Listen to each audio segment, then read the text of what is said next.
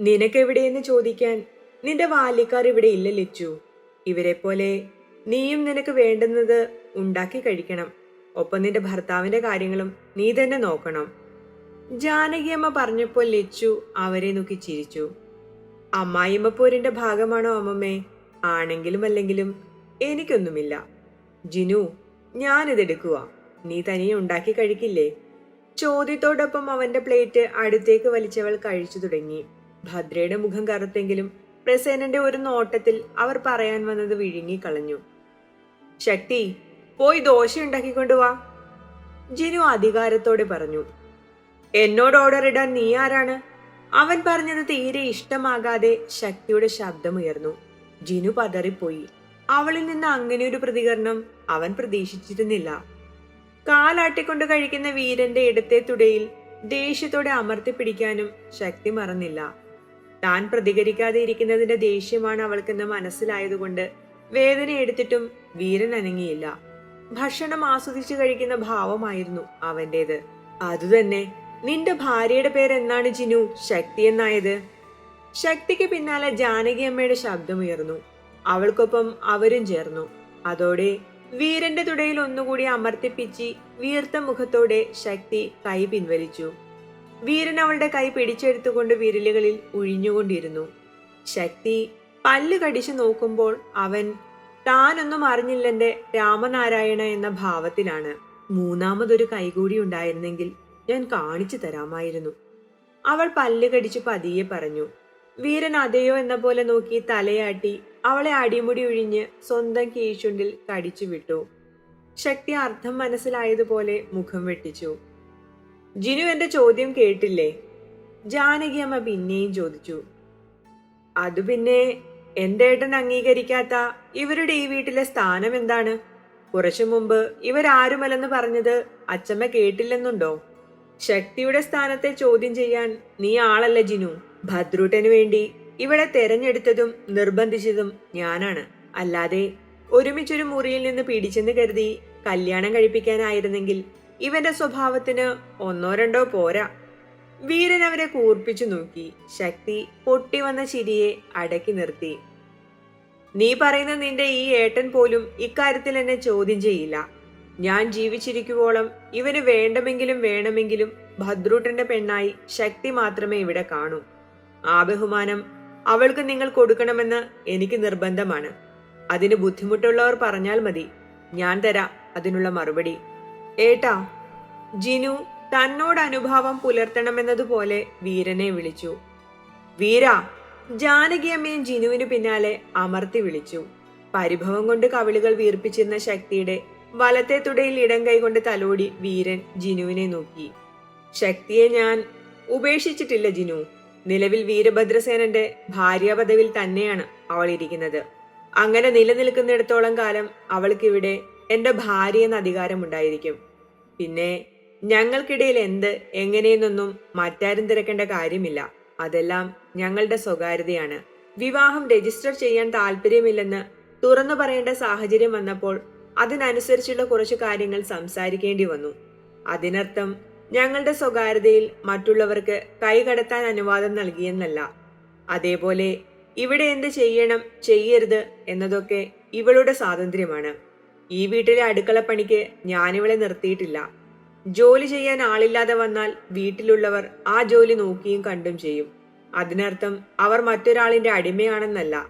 ഫ്ളാറ്റിൽ പോലും ഞാനൊരാളെ നിർത്തിയത് എന്നെപ്പോലെ തന്നെ ഒരു വ്യക്തിയാണ് ശക്തിയെന്ന് അറിയാവുന്നതിനാലാണ്.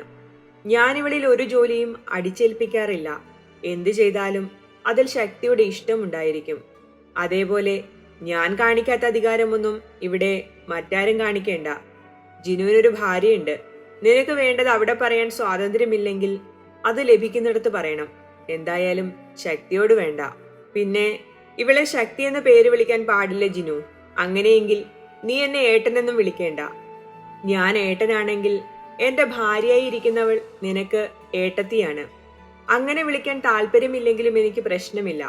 പക്ഷേ കുറച്ചു മുമ്പ് കാണിച്ചതുപോലെ അവളോട് ഇടപെടരുത്.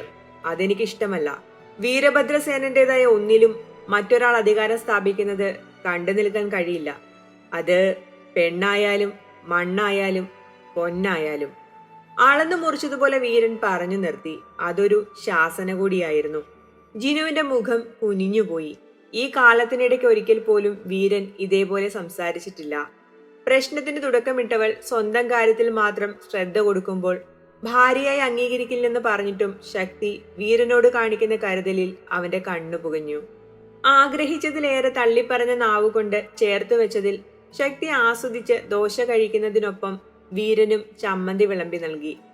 തന്റെ പ്ലേറ്റിലേക്ക് ഒരാവശ്യവുമില്ലാതെ വിളമ്പുന്നവളെ അവൻ പല്ല് കടിച്ചു നോക്കിയെങ്കിലും അവൾക്ക് യാതൊരു കൂസലുമില്ലായിരുന്നു.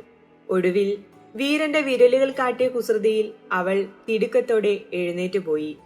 പിന്നാലെ താൻ കഴിച്ച പാത്രവുമായി വീരനും എഴുന്നേറ്റു. അതവന്റെ ശീലങ്ങളിലുള്ള കാര്യമായിരുന്നില്ല. അതുകൊണ്ട് തന്നെ ഭദ്രയുടെ മിഴികൾ കുറുകി. നല്ല മാറ്റങ്ങൾ ഭാര്യയ്ക്ക് വേണ്ടിയാകുമ്പോൾ അതത്ര രസിക്കില്ലല്ലോ. എന്താ വീര, അവിടെ നീയാണോ കഴിച്ച പാത്രങ്ങൾ കഴുകി വെക്കാറ്? വീരൻ പുഞ്ചിരിയോടെ അവരെ നോക്കി. വേഗത്തിൽ ജോലികൾ ഒതുക്കിയാൽ അത്രയും സമയം കൂടി ഞങ്ങൾക്ക് ഒരുമിച്ചിരിക്കാൻ കിട്ടുമല്ലോ. ശക്തി, മുറിയിലേക്ക് പോരെ. അവൾക്ക് നിർദ്ദേശം നൽകി വീരൻ പോയി. എല്ലാവരും കഴിച്ചു തീരാറായിട്ടും തന്റെ മുന്നിലെ കാലി പ്ലേറ്റിൽ ജിനു അമർഷത്തോടെ നോക്കി എഴുന്നേൽക്കാൻ ഭാവിച്ചു. അവിടെ ഇരിക്കും ജിനു, ഞാൻ ഉണ്ടാക്കിക്കൊണ്ടുവരാം. ഇതുവരെ ഞാൻ വെയിറ്റ് ചെയ്തത് നിന്റെ ഭാര്യ നിനക്ക് വേണ്ടി എന്തെങ്കിലും ചെയ്യുമെന്ന് കരുതിയാണ്. ലക്ഷ്മി ഇതൊന്നും തന്നെ ബാധിക്കുന്നില്ലെന്നതുപോലെ വെള്ളം ഗ്ലാസ്സിലേക്ക് പകർത്തി കുടിച്ചു. ഒടുവിൽ ഭദ്ര തന്നെ ജിനുവിന് ദോശയുണ്ടാക്കി നൽകി പ്രശ്നം പരിഹരിച്ചു. ആരുണ്ടാക്കിയാലും എന്റെ വയറ് നിറഞ്ഞാൽ മതിയെന്നതുപോലെ കഴിച്ച പാത്രം പോലും എടുക്കാതെ ലക്ഷ്മി എഴുന്നേറ്റു പോയി. ഭദ്രയ്ക്ക് ആ നിമിഷം ശക്തിയോടുള്ളതിനേക്കാൾ ദേഷ്യം ലക്ഷ്മിയോട് തോന്നിപ്പോയി. ഭാര്യയുടെ പാത്രം കൂടി നീ കഴുകി വെച്ചിട്ട് പോയില്ലെങ്കിൽ ഉച്ചഭക്ഷണം ഇതിൽ തന്നെ ഞാൻ വിളമ്പിത്തരും. ഭദ്രയുടെ ഭീഷണിയിൽ വാലുമുറിഞ്ഞ ജിനു മിണ്ടാതെ അനുസരിച്ചു. ശക്തിക്ക് മുമ്പിൽ തോറ്റുപോയതിന്റെ കടുത്ത അപമാനം അവനുണ്ടായിരുന്നു. അതവനിൽ പക നിറച്ചു. ചെറുതും വലുതുമായി വീണു കിട്ടുന്ന സന്ദർഭങ്ങളിൽ നേരിടേണ്ടി വരുന്ന ഓരോന്നും അവനെ ഒരു മൃഗമാക്കി മാറ്റുകയായിരുന്നു. പ്രമീള വലം വെക്കുന്നത് കണ്ട് സിന്ധു കൗശലത്തോടെ അടുത്തേക്ക് ചെന്നു. എന്നെ മനസ്സിലായോ? പ്രമീള സിന്ധുവിനെ അടിമുടി നോക്കി. ഞാൻ മണിയാലത്തെ ഇളയ മരുമകളാണ്. കല്യാണത്തിന്റെ അന്ന് നമ്മൾ മിണ്ടിയിരുന്നു. പിന്നെ അറിയാതെ വരുമോ? പ്രമീളയിൽ പുച്ഛം നിറഞ്ഞു. അറിയുമെങ്കിൽ ചേച്ചി എന്താ മിണ്ടാതെ പോകുന്നത്? വെറുതെ പറഞ്ഞതല്ലേ അറിയാമെന്ന്. ചേച്ചിക്ക് എന്നെ തീരെ ഓർമ്മയില്ല. സിന്ധുവിന്റെ പ്രസ്താവന പ്രമീളയ്ക്ക് ഇഷ്ടമായില്ല. ശക്തിയുടെ രണ്ടാനമ്മയല്ലേ? അവളുടെ അമ്മയെ ഓടിച്ചിട്ട് ആ സ്ഥാനം കൈയടക്കിയവൾ. അത് തന്നെയാണല്ലോ അവൾ എന്റെ കുടുംബത്തിലും ചെയ്തത്. എന്റെ കുഞ്ഞിന്റെ സ്ഥാനത്ത് കടന്നുകൂടിയില്ലേ? നീ ചെയ്തതുപോലെ അല്ലെങ്കിലും അതിന് സമാനമായ കാര്യങ്ങളാണല്ലോ അവളും ചെയ്തത്. അല്ലെങ്കിൽ പറയ്. പ്രമീളയുടെ ചോദ്യത്തിലെ അവജ്ഞ അറിഞ്ഞിരുന്നെങ്കിലും സിന്ധുവിന്റെ ലക്ഷ്യം ശക്തിയുടെ ജീവിതം തകർക്കുക എന്നതായതുകൊണ്ട് അവർ അത് കേട്ടതായി ഭാവിച്ചില്ല. രണ്ടും തമ്മില് ആനയും ആടും പോലെ വ്യത്യാസമുണ്ട് ചേച്ചി. വിമലേട്ടനെ ഞാൻ സ്നേഹിച്ചവരാണ്. ഞങ്ങൾക്കിടയിലേക്കാണ് ജയശ്രീ വന്നത്. ഏതോ ദുർബല നിമിഷത്തിൽ അങ്ങേർക്ക് ജയശ്രീയെ ഞാനായി തോന്നിയപ്പോൾ പറ്റിയ അബദ്ധമാണ് ശക്തി. ഇന്നും അത് പറഞ്ഞിട്ട് കരയാറുണ്ട്. പക്ഷേ ശക്തിയുടെ കാര്യം അതല്ലല്ലോ. അവന്റെ വെപ്പാട്ടിയായി കഴിഞ്ഞിട്ട് കല്യാണമാണെന്നറിഞ്ഞത് കൊണ്ട് തന്നെ ചതിച്ചു കൂടിയതല്ലേ. പ്രമീള അവരെ കേൾക്കാൻ താല്പര്യമില്ലാത്തതുപോലെ മുന്നോട്ടു നടന്നു. ചേച്ചി ഇവിടെ വരുമെന്ന് എനിക്കറിയാമായിരുന്നു. അതുകൊണ്ടാണ് ഞാൻ ഇവിടെ കാത്തുനിന്നത്. സിന്ധു ചേച്ചിയെന്ന് വിളിച്ചത് പ്രമീളയ്ക്ക് തീരെ ഇഷ്ടമായില്ല. അവർ ദേഷ്യത്തിൽ നോക്കി. ചേച്ചിയോ? ഏതു വകയില ഞാൻ നിനക്ക് ചേച്ചിയാകുന്നത്? അന്നും ഞാൻ നിന്നോട് പറഞ്ഞതല്ലേ. അത് പിന്നെ ഒരു ബഹുമാനത്തിന് ഞാൻ അങ്ങനെ വിളിച്ചെന്നേയുള്ളൂ. കണ്ടാൽ അറിയാലോ വലിയ പ്രായമില്ലെന്ന്. എന്നാലും പേര് വിളിക്കാനൊരു മടി. പാലാഴിയിലുള്ളവരെന്ന് പറഞ്ഞാൽ രാജാക്കന്മാർക്ക് സമമല്ലേ. സിന്ധു പ്രമീളയെ പതപ്പിച്ചു.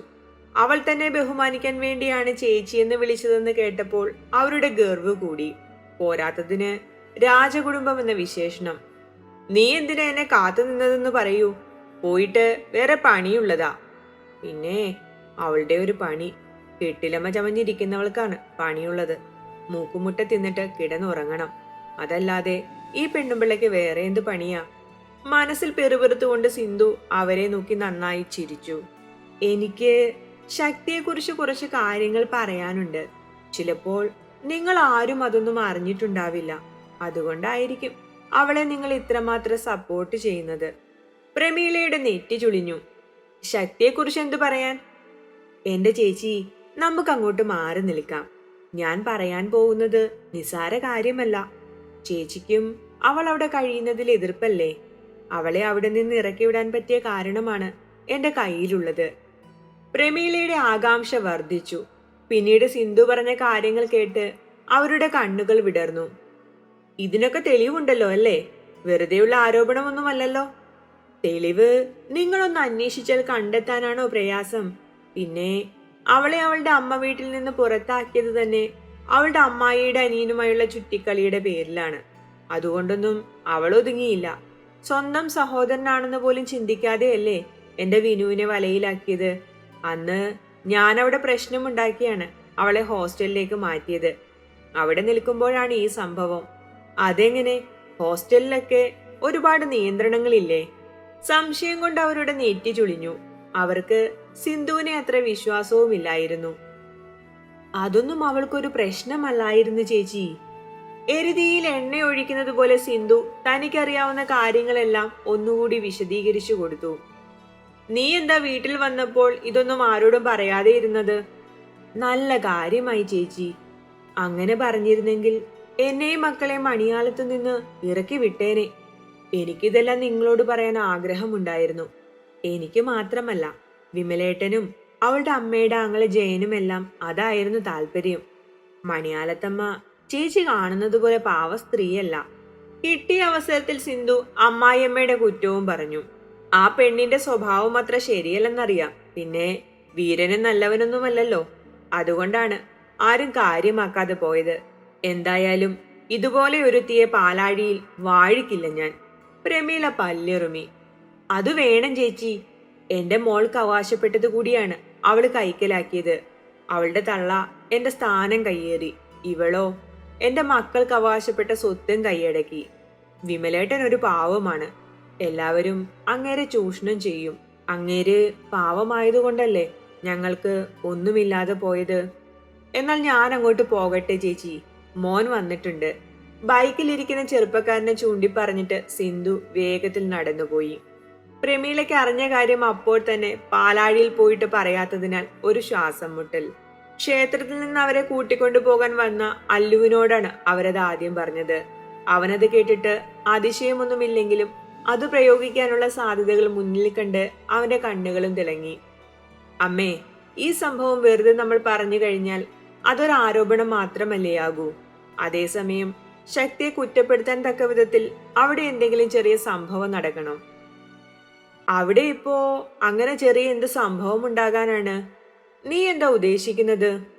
അമ്മയൊന്ന് കാത്തിരിക്കൂ. അതിനുള്ള അവസരം ഇന്ന് തന്നെ ഞാൻ അമ്മയ്ക്ക് ഉണ്ടാക്കി തരാം. ശക്തിയാണല്ലോ പ്രതി. അപ്പോൾ ചില കുറ്റകൃത്യങ്ങൾ കൂടി ചേരുമ്പോൾ നമ്മുടെ ആരോപണത്തിനൊരു ബലം കിട്ടും. എന്താടാ, നിന്റെ കോഴിത്തരം വല്ലതും എടുക്കാനാണോ? അല്ലു ചുണ്ടു കടിച്ചു പിടിച്ചൊന്ന് ചിരിച്ചു കാണിച്ചു. വിനീഷിനെ തിരിച്ചറിഞ്ഞപ്പോൾ മുതൽ അവൻ നടത്തിയ കണക്കുകൂട്ടലുകൾ വേഗത്തിൽ നടപ്പിലാക്കാൻ കഴിയുമെന്ന തിളക്കം അവനുണ്ടായിരുന്നു. എടാ, എന്താ നിന്റെ ഉദ്ദേശം? നിന്റെ മാർഗം നല്ലതൊന്നുമല്ലെന്ന് എനിക്കറിയാം. ലച്ചുവിന്റെ കാര്യത്തിൽ നല്ല ടെൻഷൻ ഉണ്ടായിരുന്നു. ആ ബന്ധം അവൾ വേണ്ടെന്ന് വെച്ച് പിന്മാറിയപ്പോൾ സമാധാനം തോന്നിയെങ്കിലും പിന്നീടുള്ള അവളുടെ അവസ്ഥ കണ്ട് എന്റെ ചങ്ക് പൊടിഞ്ഞിട്ടുണ്ട്. അതിൽ നിന്നെല്ലാം അവൾ റിക്കവറായി വന്നെന്ന് മാത്രമല്ല, ഞാൻ പറയുന്ന വിവാഹത്തിന് സമ്മതിക്കുകയും ചെയ്തു. ചെറുക്കൻ മാറിയെങ്കിലും അന്തസ്സായി തന്നെ അവളുടെ കാര്യവും നടന്നു. ഇനിയുള്ള ചെറിയ തലവേദന ആ ശക്തി മാത്രമാണ്. വീരനൊരു കുടുംബജീവിതം ഇല്ലാതെയിരുന്നാൽ മാത്രമേ നമുക്ക് ഗുണമുള്ളൂ. പാലാഴിയിലെ ആദ്യത്തെ കുട്ടിക്ക് വന്നു ചേരുന്ന സൗഭാഗ്യങ്ങളെക്കുറിച്ച് നിനക്കറിയുവോ? അതെല്ലാം മുന്നിൽ കണ്ടാണ് ഞാൻ വീരനെ അവൾക്ക് വേണ്ടി ആലോചിച്ചത്. നിങ്ങൾ ആങ്ങളെയും പെങ്ങളും കൂടി ഗെയിം കളിച്ച് അത് വേണ്ടെന്ന് വെച്ചില്ലേ? ജിനുവിനെന്താ കുഴപ്പം? അവന്റെ കുഴപ്പം എന്നെ കൊണ്ട് പറയിക്കരുത് നീ. ഒരു പഴം വിഴുങ്ങി ആരുടെയെങ്കിലും വാലെ കെട്ടി നടന്നോളും. പ്രമീളയുടെ മുഖത്ത് വെറുപ്പ് നിറഞ്ഞു. അതൊന്നുമല്ല, അമ്മ എന്തോ മറയ്ക്കുന്നുണ്ട്. അതെ, മറയ്ക്കുന്നുണ്ട്. തുറന്നു പറയേണ്ടത് മാത്രമേ പറയൂ. അവർ പരുഷമായി പറഞ്ഞു. അതപ്പോഴെന്തോ വലിയ രഹസ്യമാണല്ലോ. അതെന്തേലും ആവട്ടെ, നീ ഓരോന്ന് ചെയ്തിട്ട് അമ്മയുടെയും ഏട്ടന്റെയും വെറുപ്പ് അവൾക്ക് കൂടി വാങ്ങിക്കൊടുക്കരുത്. അതുകൊണ്ട് നിന്റെ പ്ലാൻ പറ. എന്തായാൽ എന്താ അമ്മേ, അവളെ അവിടെ നിന്ന് പുകച്ച് പുറത്ത് ചാടിച്ചാൽ പോരെ? വീരന് പോലും അവൾ ഒരു ആണ്. ഇന്ന് അവൻ തന്നെ അത് തുറന്നു പറഞ്ഞു. ആ നല്ല സന്ദർഭം കാണാൻ അമ്മ അവിടെ ഇല്ലാതെ പോയില്ലേ? അതെന്താണ് സംഭവം? അതും ഈ ചുരുങ്ങിയ സമയത്തിനുള്ളിൽ അവിടെ എന്താ നടന്നത്? അല്ലു പാലാഴിയിൽ അരങ്ങേറിയ സംഭവം പറഞ്ഞു. അല്ലെങ്കിലും നമ്മുടെ ലച്ചു എവിടെ കിടക്കുന്നു? ആ കരി പിടിച്ചവൾ എവിടെ കിടക്കുന്നു? എന്റെ കുഞ്ഞു ഹൃദയം കൊടുത്ത് ഒരുവനെ സ്നേഹിച്ചു പോയതല്ലാതെ മറ്റൊരു തെറ്റും ചെയ്തിട്ടില്ലല്ലോ. അവളുടെ കാര്യം അങ്ങനെയല്ല. വീരനെ പോലെ എത്ര എണ്ണത്തിന്റെ കൂടെ പുറത്തതാണെന്ന് മാത്രം അറിഞ്ഞാൽ മതി. അവള് കുറെ ഓടിയ വണ്ടിയാണമ്മേ. അതൊക്കെ അറിഞ്ഞിട്ടല്ലേ ഞാൻ അവളെ മുട്ടി നിൽക്കുന്നത്. നീ എന്തൊക്കെ ചെയ്യുമെന്നും എന്താ നിന്റെ സ്വഭാവമെന്നും എന്നേക്കാൾ നന്നായിട്ട് വേറെ ആർക്കും അറിയില്ലല്ലോ. നിന്നെ നന്നാക്കാനുള്ള ശ്രമം ഞാൻ പണ്ടേ ഉപേക്ഷിച്ചതാണ്. എന്ത് ചെയ്താലും ആ വീട്ടിലെ നമ്മുടെ നിലനിൽപ്പ് ഇല്ലാതെയാക്കരുത്. നിന്റെ അച്ഛന്റെ കുടുംബത്തിൽ നിന്ന് തന്നിട്ടല്ല നമ്മൾ ഇതുവരെ ജീവിച്ചു പോയതും ഇപ്പോൾ ജീവിക്കുന്നതും. അതൊന്നും ഓർത്ത് അമ്മ പേടിക്കേണ്ട. കൃത്യസമയത്ത് തന്നെ അമ്മ എത്തിക്കേണ്ട ആളെ അവിടെ എത്തിച്ചാൽ മാത്രം മതി. പക്ഷേ ചാടിക്കയറി വരരുത്. ഞാനൊരു വിസിലടിക്കുമ്പോൾ വന്നാൽ മതി. എന്താടാ ഉദ്ദേശം? അതാദ്യം പറ. അവിഹിതം, അല്ലാതെ എന്താ? വീരൻ പരിഗണിക്കാത്തതിനാൽ ശക്തി ഞാനുമായി അവിഹിതം നടത്തുന്നുവെന്ന് വരുത്തി തീർത്താൽ മതി. എടാ, അങ്ങനെ വന്നാൽ പിന്നെ നിന്നെ അവിടെ അമ്മയൊന്നും നിർത്തില്ല. അതൊക്കെ ഞാൻ നിന്നോളാം. എന്റെ സിരകളിൽ കൂടി ഒഴുകുന്ന രക്തത്തിന്റെ ഗുണം അച്ഛന്റെ പാരമ്പര്യം മാത്രമല്ല, എന്റെ മുത്തച്ഛന്റെ കൂടിയാണ്. അക്കാര്യം എന്തായാലും പാലാഴിയിലെ ജാനകിയമ്മ നിഷേധിക്കില്ല. സ്വന്തം അച്ഛന്റെ ചരിത്രം അറിയാവുന്ന പ്രമീള അത് കേട്ട് നിശബ്ദയായി. സംഭവം ഞാൻ എന്തായാലും ഒന്ന് ചെറുതായിട്ട് തുടങ്ങി വെക്കും. പിന്നുള്ള കാര്യങ്ങളൊക്കെ അമ്മയും നാത്തൂനും കൂടി ഏറ്റെടുത്ത് വേണ്ട രീതിയിൽ എത്തിച്ചാൽ മതി. അറിഞ്ഞ കാര്യങ്ങൾ വേഗത്തിലൊന്ന് വിളിച്ചു പറയാൻ കഴിയാത്തതിന്റെ ശ്വാസം മുട്ടലുണ്ടായിരുന്നുവെങ്കിലും അല്ലു പറഞ്ഞത് അവർ അംഗീകരിച്ചു. ആ സമയത്താണ് ലച്ചു വിളിച്ച് ഡൈനിങ് ടേബിളിൽ അരങ്ങേറിയ കാര്യങ്ങൾ പറഞ്ഞത്. പുതിയ മരുമകൾ വന്നപ്പോഴേക്കും ഭരണപരിഷ്കാരങ്ങളൊക്കെ ആയല്ലോ. നീ കേട്ടില്ലേ അല്ലു ലച്ചു പറഞ്ഞത്? കേട്ടു. കള്ളി, അടുക്കള പണിയിൽ നിന്ന് ഒഴിവാകാൻ വേണ്ടിയാണോ ഭക്തിയുമായി ഇറങ്ങിയത്? ദേവകിക്കും ശക്തിക്കും പണി കൊടുക്കാൻ വേണ്ടിയാണ് സഹായത്തിന് നിന്ന സ്ത്രീകളെ പറഞ്ഞു വിട്ടത്. എന്നിട്ടിപ്പോ അതേ ഞാൻ തന്നെ അടുക്കളയിൽ കയറണോ? നീ ആര്യാസിലേക്ക് വിട്ടോ അല്ലു. അങ്ങനെ ഇപ്പോൾ തോറ്റു കൊടുക്കാൻ പ്രമീളയെ കിട്ടില്ല. രാവിലെ പുല്ലും വൈക്കോലുമോ? നമുക്ക് നല്ല ചൂട് പൊറോട്ടയും ബീഫും തട്ടാം. എനിക്കെങ്ങും വേണ്ട, നീ തിന്നാൽ മതി. പ്രമീള മുഖം വീർപ്പിച്ചു. ശരി, അമ്മയ്ക്ക് നല്ല മസാല ദോശ പോരെ? ഞാൻ വാങ്ങിത്തരാം, വാ. അല്ലു മയത്തിൽ പ്രമീളയോട് ഇടപെട്ടു. ഈ സമയം സിന്ധു ഇളയ മകൻ സനീഷിനൊപ്പം വീട്ടിലെത്തിയിരുന്നു. എന്തായി അമ്മേ, അവരെ കണ്ട് സംസാരിച്ചോ? വിനീഷ് അടുത്തേക്ക് വന്ന് പതിയെ ചോദിച്ചു. നീ അവരെ കണ്ടത് വിളിച്ചു പറഞ്ഞതുകൊണ്ട് ഞങ്ങൾക്ക് കൃത്യസമയത്ത് ചെല്ലാൻ കഴിഞ്ഞു. ആ പെണ്ണുമ്പിളയുടെ ഹുങ്ക് കാണണം. വേറെ വല്ല അവസരത്തിലുമായിരുന്നെങ്കിൽ എന്റെ തനിക്കൊണം അവര് കണ്ടേനെ. സിന്ധു നിന്ന് മുറുമുറുത്തു. എന്റെ അമ്മേ വീട്. ആന വാ പൊളിക്കുന്നത് കണ്ടിട്ട് അണ്ണാൻ വാ പൊളിച്ചിട്ട് കാര്യമില്ല. എത്തില്ല. അവരുടെ തലക്കനം പോലെയുണ്ട് തറവാടും അതിന്റെ പേരും. നമുക്കിപ്പോ നമ്മുടെ കാര്യങ്ങൾ മാത്രം നടന്നാൽ മതി, വിനീഷ് ഉപദേശിച്ചു. അതും നേരാ. നിനക്ക് ഈ കാര്യം അന്നേ ഓർമ്മിപ്പിക്കാൻ വയ്യായിരുന്നോ? അങ്ങനെയായിരുന്നെങ്കിൽ പന്തലിൽ വെച്ച് തന്നെ കല്യാണം മുടങ്ങിയേനെ. അന്നാണെങ്കിൽ അവസരങ്ങളും ഉണ്ടായിരുന്നു. ഞാനാണെങ്കിൽ ഇതൊന്നും അന്നേരം ഓർത്തതുമില്ല. ചിന്ത മുഴുവൻ അവൾക്ക് കൊടുക്കാൻ പോകുന്ന സ്വർണത്തിലായിരുന്നു. ഇനിയിപ്പോ അതൊക്കെ പറഞ്ഞിട്ടെന്തിനാ? അന്നത് ചെയ്യാൻ കഴിഞ്ഞില്ല. പക്ഷേ നമ്മൾ വൈകിട്ടൊന്നുമില്ല. അവളെ എങ്ങനെയെങ്കിലും ഇവിടെ എത്തിക്കാൻ നോക്ക്. ഇനിയിപ്പോ അവിടെ നിന്ന് അവർ ഇറക്കി വിട്ടില്ലെങ്കിൽ സ്നേഹം കാണിച്ച് വിരുന്നിന് വിളിച്ചാലും മതി. അവൾക്കിനി ഞാൻ ഊട്ടിക്കൂടി വിടണോ വിനു? സിന്ധു കലിയോടെ ചോദിച്ചു. തുടരും.